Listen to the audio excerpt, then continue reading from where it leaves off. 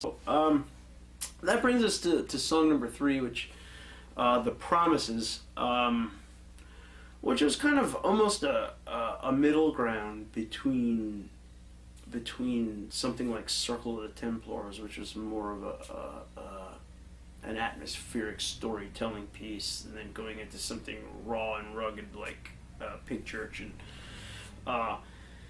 the Promises added a good balance to things. It had a definite punk feel to it.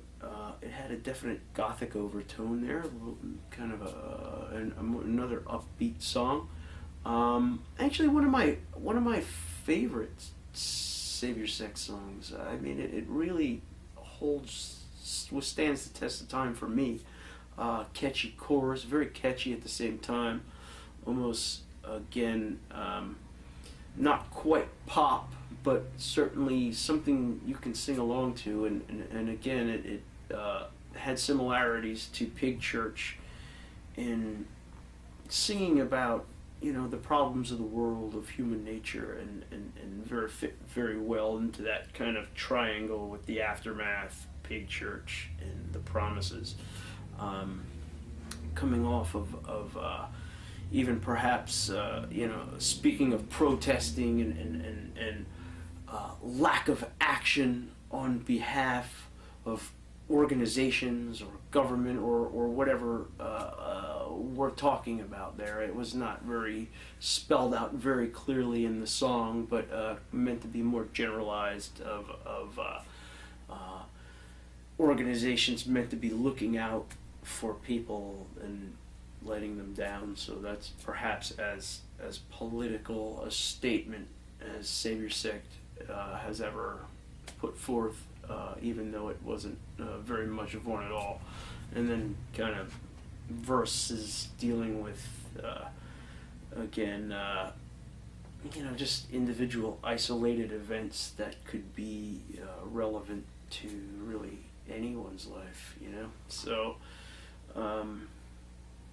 yeah, kind of another kind of punk statement of things. So I felt that, again, the 3 songs on there are very listenable, small promo.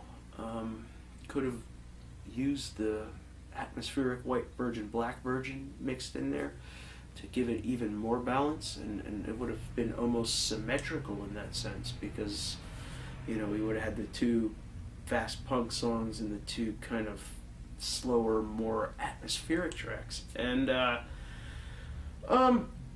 you can't cry about what could have been, and it came out as what it did, and like most things that I'm involved in, I've come to have appreciation of them, even if I didn't have quite the appreciation at the time. Things sometimes can grow on you, and you can look back some 20 years later and say, well, hey, that wasn't so bad. Maybe, we were onto something there. So, and that wraps up how the time spent with Suicide Cult and the songs surrounding that release. And from there, things only get more interesting as time progresses. There's always a story accompanying every release and every song. So, guys, hope to get to speak more about this stuff, and 'cause it's a good time doing so. So, might join you sometime soon.